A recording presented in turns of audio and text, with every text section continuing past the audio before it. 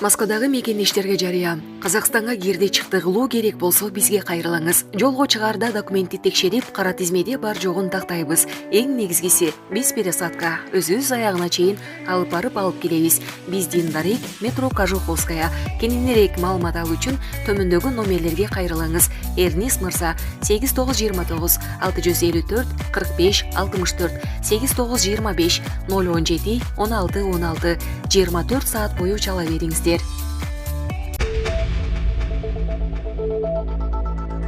Орусиянын Санкт-Петербург шаарында 24 жаштагы кыргыз жараны бөтөлкө менен сабалып ооруканада каза болду. Бул тууралуу Орусиянын жергиликтүү басылмалары жазышты. Маалыматка ылайык, окуя 1-январ күнү болгон.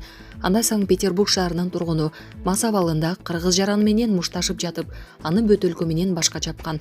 Жыйынтыгында кыргыз жигити ооруканага жеткирилип, 7-январ күнү ооруканадан каза болгон. Бул кылмышка шектүү кармалды. Учурда тергөө иштери уланууда. Булак супер кежи. Кыргызстандык айдоочу Казакстандын талаасында жүгүн 6 күн кайтарып жаткан. Кыргызстандык айдоочу жеңил автоунааларды жүктөп келе жатып, Казакстандын ээн талаасында 6 күнгө калып калган. Бул туурасында Спутник Казакстан агенттиги билдирди. Боло үлгүсүндөгү автобус Самара-Чимкент трассасында катуу борон болуп жатканда жолдун чекесине сүрүлүп кеткен. Үстүнө 3 жеңил автоунаа жүктөп келе жаткан. Транспорт кайра жолго чыга албай калган. Ал эми айдоочусу жүгүн таштап кете албай 6 күн бою кайтарып отурган.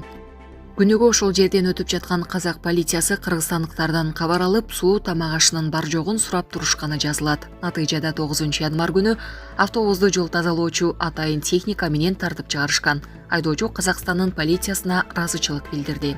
Булак Спутник кежи. Бишкекте митингге чыккандардын айрымдарын милиция кармап кетти. Бүгүн 10-январда Бишкекте тынчтык митингине чыккан жарандардын айрымдарын милиция кызматкерлери кармап кетти. Митингге чыккандар Кемпирабад иши боюнча камалгандарды бошотуу керектигин айтышкан. Жыйынтыгында милиция кызматкерлери алардын айрымдарын автобуска салып алып кетти. Белгилей кетсек, 23-октябрда милиция 20-дан ашуун саясатчы, жарандык активисттерди кармап кеткен. Ички иштер министрлиги билдиргендей, аларга кылмыш жаза кодексинин массалык башаламандыктарды уюштурууга даярдануу беренеси менен козголгон кылмыш иштин алкагында тергөө жүргүзүлүүдө. Милиция кылмыш ишин козгоого алардын 22-октябрда Борбор калаадагы кафелердин биринде өткөн жыйыны негиз болгонун билдирип, аларга карата коюлган айыптар боюнча далилдер жетиштүү экенин белгилеген. Ал эми кармалгандар муну саясий куугундук катары баалап, күнөөсү жок экенин айтып келишет. Булак супер кежи. Аты кошо өлдү. Унаа уруп кеткен улакчы жан берди. Кара-Балта шаарында микроавтобус ат үстүндө бараткан улакчыны коюп кетти.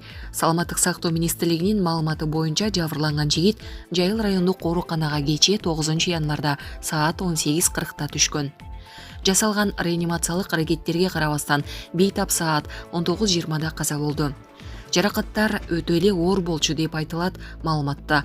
Окуяга күбө болгондордун айтымында оюнчунун аты кырсык болгон жерде өлүп калган. Булак Назар Ньюс кежи. Сауд Аравия Кыргызстанга ажылык сапар үчүн 6000 квота бөлүп берди. Бул тууралуу муфтияттан билдиришти. Тараптар 2023-жылдагы ажылык ишин уюштуруу боюнча келишимдерге кол коюшуп, Аравиянын ажылык министрлиги Кыргызстанга 6000 квота берилгендигин билдирди. Муну менен катар ажылык министринин орун басары, эгерде COVID-19 сыяктуу жугуштуу оорулар чыга турган болсо, квота кыскартылып, чектөөлөр кирип калуусу мүмкүн экендигин эскертишти дешти. Булак Сереп кежи. Орусия Украина менен согушкан жок. Путиндин адамы. Москва Киев менен согушуп жаткан жок. Азыркы жаңжал батыштан украиналыктардын колу аркылуу Орусияга каршы туруу аракети. Бул тууралуу Орусиянын коопсуздук кеңешинин катчысы Николай Патрушев ФРУ сайтына берген маегинде билдирди. Украинадагы окуялар Москва менен Киевдин ортосундагы конфликт эмес. Бул НАТО менен биринчи кезекте АКШ жана Англия Орусия менен болгон аскердик тирешүү. НАТОнун инструкторлору украиналык балдарды өлүмгө алып барууда. Анткени алар түз байланыштан коркушат дейт ал.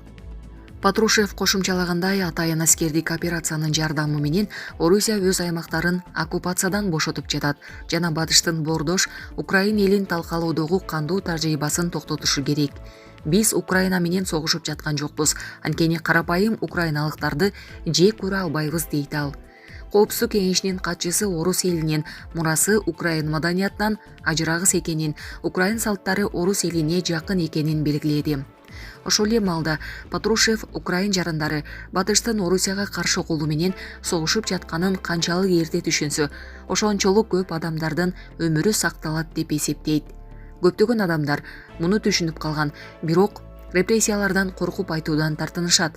Батыш өзүнүн байуунун жана башка амбицияларынын эсебинен бирөөнүн өмүрүн сактап калууну пландаштырбайт дейт ал. Орусия Федерациясынын Коопсуздук кеңешинин катчысынын айтымында Украинага байланыштуу бардык окуя Вашингтондо эки жалгыз улуттун чек арасын аныктоо жана ойной турган технологияларды иштеп чыгуу үчүн башталган. Булак Назар Ньюс Кежи.